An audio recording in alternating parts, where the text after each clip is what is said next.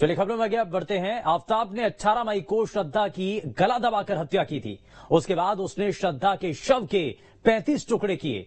अगले दिन उसने फ्रिज खरीदा। इसी फ्रिज में आफताब ने श्रद्धा के शव के टुकड़ों को रखा। वो रोज रात में एक टुकड़े को मेहरौली जंगल में फेंकने के लिए जाता था। आफताब श्रद्धा की हत्या के बाद भी उसी फ्लैट में रहता रहा। श्रद्धा की मौत से पहले की आखिरी चैट सामने आ चुकी है। यह 18 मई यानी मौत से कुछ घंटों पहले की ही है। श्रद्धा ने शाम 4:34 पर अपने दोस्त को मैसेज किया था, लेकिन श्रद्धा को नहीं पता था कि यह उसकी आखिरी चैट होगी। श्रद्धा ने अपने दोस्त को लिखे मैसेज में कहा था कि आई हैव गॉट न्यूज, यानी मेरे पास खबर है। श्रद्धा ने इसके बाद एक और मैसेज किया। इसमें उसने लिखा कि मैं किसी चीज में बहुत व्यस्त हूं। उसी दिन शाम 6:29 पर उसकी फ्रेंड ने पूछा कि क्या खबर है। हालांकि इस पर श्रद्धा ने कोई जवाब नहीं दिया। उसके बाद उसके दोस्त ने कई बार कोशिश की, लेकिन श्रद्धा ने कोई भी जवाब नहीं दिया। बाद में 15 सितंबर को शाम 4:35 पर दोस्त ने आफताब को पत्र लिखा और पूछा कि भाई क्या हुआ, तुम कहां हो, तुमसे बात करनी है, श्रद्धा से कहो कि वो बात करे। लेकिन आफताब ने इस पर कोई जवाब नहीं दिया। इसके बाद दोस्त ने आफताब को शाम 5 बजे कॉल भी की, लेकिन आफताब ने जवाब नहीं दिया। 24 सितंबर को दोस्त ने श्रद्धा को मैसेज किया और पूछा कि तुम कहां पर हो, तुम सुरक्षित हो। इसके बाद श्रद्धा के दोस्त को आशंका हुई कि उसके साथ कुछ गलत हुआ है। श्रद्धा के दोस्त ने बताया कि श्रद्धा की चैट में 24 सितंबर का मैसेज सीन हुआ था, लेकिन कोई जवाब नहीं दिया गया।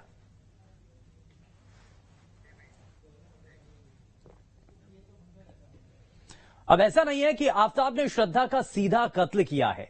दरअसल आफताब ने श्रद्धा को पहले भी मारने की धमकी दी थी, जिसकी शिकायत खुद श्रद्धा ने साल 2020 में मुंबई पुलिस से की थी और कहा था कि आफताब ने उसको टुकड़े टुकड़े करने की धमकी दी है। तो ये 3 तस्वीरें आप देख रहे हैं। टुकड़े करने की धमकी देने वाला आफताब अब फिलहाल पुलिस की गिरफ्त में आ चुका है, लेकिन एक बार इसको लेकर के शिकायत भी की जा चुकी है। अब पुलिस से जो शिकायत 2020 में की गई थी, दूसरी तस्वीर में आप ये देख भी पा रहे हैं, क्योंकि ये जो शिकायत है ये बड़ी महत्वपूर्ण होती है। महाराष्ट्र पुलिस को ये शिकायत की जाती है, जिसमें श्रद्धा के टुकड़े टुकड़े करने की बात इस रिपोर्ट में भी दर्ज की गई थी। अपनी शिकायत में श्रद्धा ने शुरुआत में भी इसको लेकर के शिकायत की थी। और अब सवाल यही उठ रहा है कि अगर पुलिस इतने गंभीर, जो उस अपने पत्र के अंदर श्रद्धा ने शिकायत दर्ज कराई थी, इस मामले को अगर उस वक्त गंभीरता से लेती तो शायद आज श्रद्धा जिंदा होती। अब ये तीसरी तस्वीर भी देख रहे हैं। आफताब ने जो धमकी दी थी उसके बाद से, क्योंकि लगातार पूछताछ भी की जा रही है और आफताब से ये पूछा जा रहा है कि असल मायने में मंशा क्या थी, आखिर श्रद्धा को मारने के पीछे का असल कारण क्या था, क्यों उसने श्रद्धा को मौत के घाट उतारा। एक लंबे समय तक साथ में रहने वाले, श्रद्धा के साथ रहने वाला आफताब, आखिर ऐसा क्या होता है जो श्रद्धा को मौत के घाट उतार देता है। और जिस बारे में श्रद्धा ने जिक्र किया अपने दोस्त के साथ उस चैट के अंदर कि उसके पास एक बड़ी खबर है, तो वो बड़ी खबर क्या थी जिसके बारे में लगातार उसका दोस्त पूछता रहा। और वही वो आखिरी मैसेज था जिसमें श्रद्धा ने अपने दोस्त के साथ चैट की थी। लेकिन श्रद्धा को भी ये मालूम नहीं था कि ये उसकी चैट आखिरी चैट होगी उसके जीवन की। लेकिन अब इसको लेकर के लगातार परत दर परत खुलासे होते चले जा रहे हैं। श्रद्धा मर्डर केस में गिरफ्तार आफताब का पहली बार चेहरा सामने आया है। पॉलीग्राफी टेस्ट के लिए उसे दिल्ली में फॉरेंसिक लैब ले जाया गया था, जहां से निकलते हुए वो पहली बार नजर आया है। आफताब का कल पॉलीग्राफी टेस्ट कराया गया है, तो वहीं आज उसका नार्को टेस्ट होगा, जिसके बाद श्रद्धा मर्डर केस का पूरा सच सामने आने की उम्मीद भी है।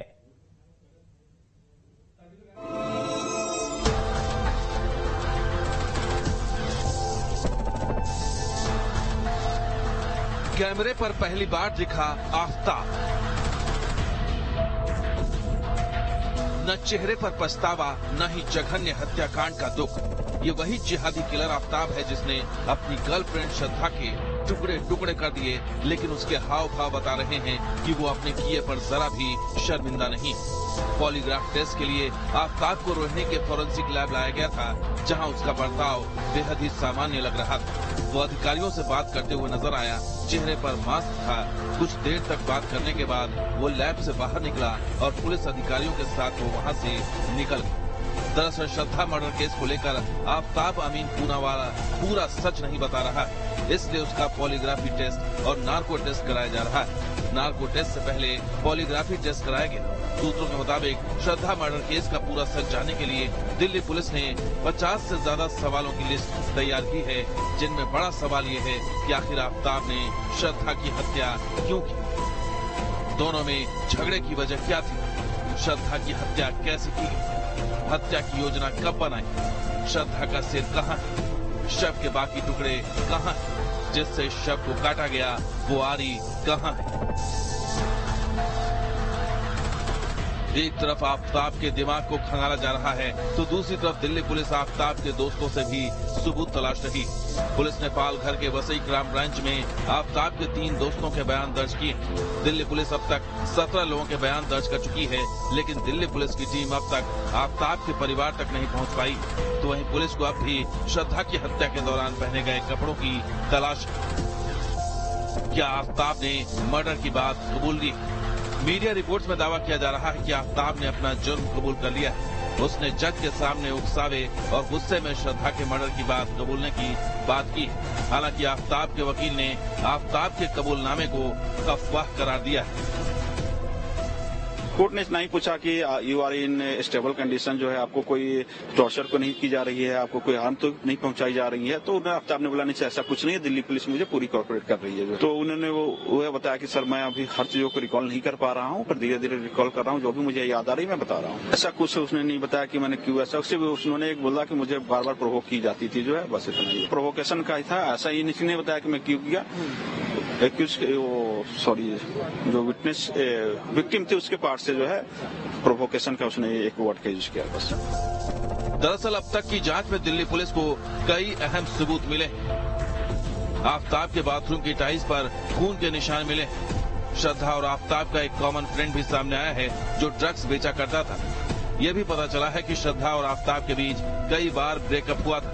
हालांकि दोनों बाद में सुलह कर साथ रहने लगे थे, लेकिन हत्या के बाद शव के टुकड़े करने के लिए इस्तेमाल किया गया प्लेट और आरी अब तक नहीं मिला है, जिसे आफ्ताब गुरुग्राम में फेंकने की बात कर रहा था। दिल्ली पुलिस की टीम मर्डर वेपन की तलाश के लिए अब तक 2 बार गुरुग्राम के जंगली इलाकों में सर्चिंग कर चुकी है। अब पुलिस फिर से जंगल में तलाशी अभियान चलाएगी।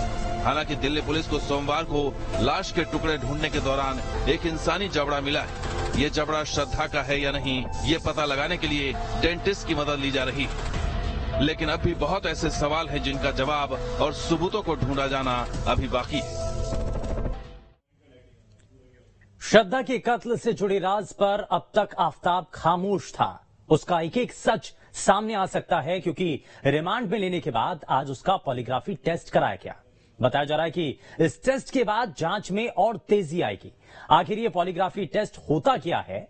मेडिकल साइंस का ऐसा कौन सा हथियार है जो उसके आगे बड़े से बड़े शातिर अपराधी घुटने टेक देते हैं? तो टीवी पर आज देखिए पॉलीग्राफी टेस्ट की पूरी तस्वीर।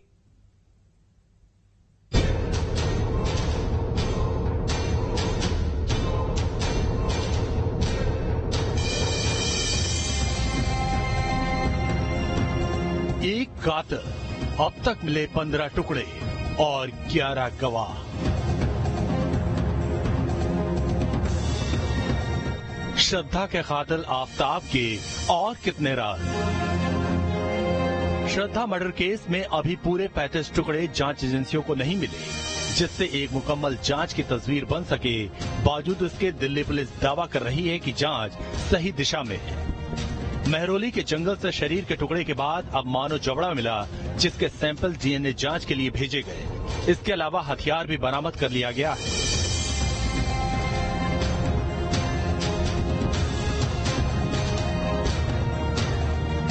तो आखिर पॉलीग्राफ टेस्ट होता क्या है? कैसे बड़े से बड़े शातिर अपराधी के लिए सच दबाए रखना मुश्किल हो जाता है? तो आज न्यूज नेशन पॉलीग्राफ टेस्ट का पूरा डेमो आपके सामने रखने जा रहा। आप टीवी स्क्रीन पर देखेंगे किस तरह श्रद्धा के कातिल आफ्ताब का पॉलीग्राफ टेस्ट होगा। आफ्ताब की तरह कोई भी अपराधी जब राज को दबाने की कोशिश करता है, तब नार्को और पॉलीग्राफ टेस्ट करवाया जाता है। सबसे पहले आप समझिए दोनों टेस्ट में अंतर क्या क्या होता है।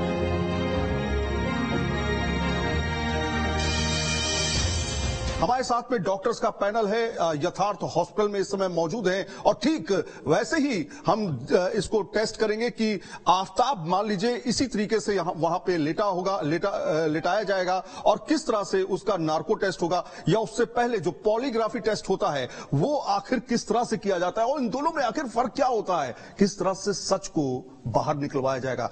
हमारे साथ में रेनू पालीवाल जी जुड़ेंगी जो कि यथार्थ हॉस्पिटल में सीनियर डॉक्टर हैं। मैम, सबसे पहला सवाल ये कि क्या होता है पॉलीग्राफी टेस्ट और क्या होता है नार्को टेस्ट और दोनों में फर्क क्या है?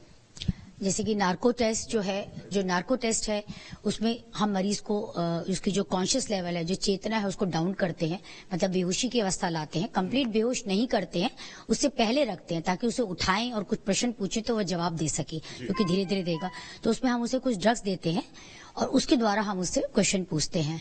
तो मरीज उसमें कई बार जैसे कि झूठ भी बोल सकता है, कुछ मैनिपुलेट भी कर सकता है यदि उसका कॉन्शियस लेवल में थोड़ा सा ऊपर नीचे हो गया तो। पर जो पॉलीग्राफिक है वो मरीज से जब प्रश्न पूछे जाएंगे वो हम उसकी खुद ब्रेन की मैपिंग करेंगे, तो हम उसे खुद पता लगाएंगे, क्योंकि उसकी जितनी उसकी बॉडी की फिजियोलॉजी है, बॉडी की जितने पैरामीटर्स हैं उनकी मैपिंग करी जाएगी। हार्ट है, SpO2 है, जितना भी उसका ब्रेन में जो भी वो सोच रहा है उससे उसकी धड़कन और BP पे फर्क आएगा, तो जिसे हम ब्रेन मैपिंग बोलते हैं। तो वो हम खुद देखेंगे। तो जैसे क्वेश्चन से हमें क्या बोलना चाह रहा है, पर उसका हार्ट जो है वो डिफरेंट तरीके से रिएक्ट करेगा। मरीज ने खून किया है, बाहर से उसने कहा नहीं किया है, पर कहीं ना कहीं कितना भी शातिर मरीज हो उसको एक भय लगेगा, तो उसके हार्ट पे फर्क आएगा। एक एक्साइटमेंट होता है, क्योंकि बॉडी में एक एक्साइटमेंट आते ही पैरामीटर्स चेंज होने लगते हैं। मतलब ब्रेन में जैसे ही थोड़ा सा भी ऊपर नीचे हुआ, थोड़ा सा फियर आया एक्साइटमेंट, तो उसमें चेंज हो जाता है। That is a polygraphic. तो वो हम खुद मैपिंग को हम खुद स्टडी करेंगे और देखेंगे। अब दिल्ली पुलिस ने आरोपी आफताब का पॉलीग्राफ टेस्ट कराया, मगर टीवी पर आपको दिखाने जा रहे हैं कि आखिर ये टेस्ट होते कैसे हैं।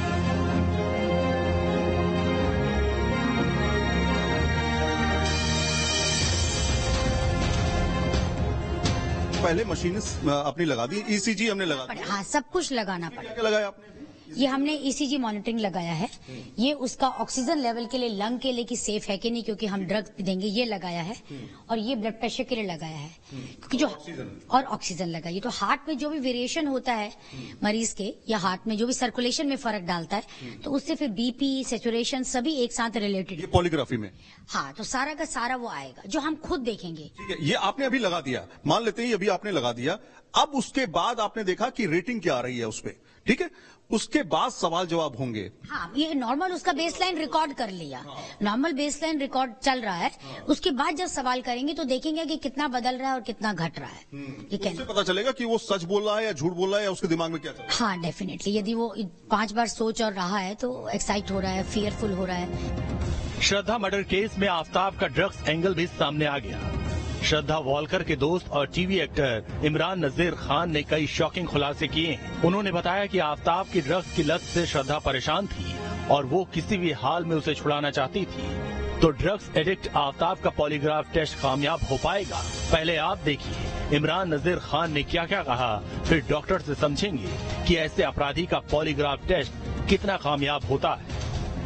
वो ड्रग्स लेता है और उसे टॉर्चर करता है। उसका बॉयफ्रेंड जो है मेंटली डिस्टर्ब चल रहा है बिकॉज ऑफ दैट ड्रग्स। वो स्मोकअप वगैरह कर रहा है, तो वो चाहती थी कि उसे सब चीजों से बाहर निकालना। तो उसी मामले में वो बहुत डिप्रेशन में लग रही थी, सोच रही थी कुछ। इसमें ये भी देखा गया है कि झूठ बोल सकता है, वो गुमराह कर सकता है। कहते हैं कि अगर आप वो नशा लेता है, पहले से वो नशा लेता है, आफताब नाम में उसका, वो पहले से नशा लेता है, तो क्या संभावना रहती है, झूठ बोलने की प्रवृत्ति कितनी हो सकती है स्ट्रांग उसमें? बहुत पॉसिबिलिटी है। ये कंट्रोल्ड सेडेशन है, ये पूरी तरह से कोमाटोज नहीं है, आपको नॉकआउट नहीं किया जा रहा है। अगर वो बोलने की अवस्था में तभी बोल रहा है, ये आप सोच सकते हैं। तो एक कंट्रोल्ड लेवल ऑफ सेडेशन है, उसमें जिसका पहले से सेडेटिव्स लेने की प्रवृत्ति है, या जो पहले से ड्रग्स लेते हैं, या जिनके अंदर खुद को ओवरराइड करने की क्षमता है, वो डिसेप्ट कर सकते हैं। It can not be 100% accurate, but yes with A high chance आप उनसे सच उगलवा सकते हैं, बट इट्स नॉट 100%। मतलब पॉलीग्राफ टेस्ट से पूरा का पूरा सच सामने आ ही जाए, इसकी 100% गारंटी नहीं है। मगर दिल्ली पुलिस की अब तक की जांच और आफताब के खिलाफ मिल रहे सबूतों से एक बात तो साफ है कि उसने 18 मई को कत्ल करने के बाद जांच एजेंसियों को चकमा देने की गहरी साजिशें रची और अब अपने ही बिछाए जाल में फंस गया। दिल्ली से सैयद आमिर हुसैन के साथ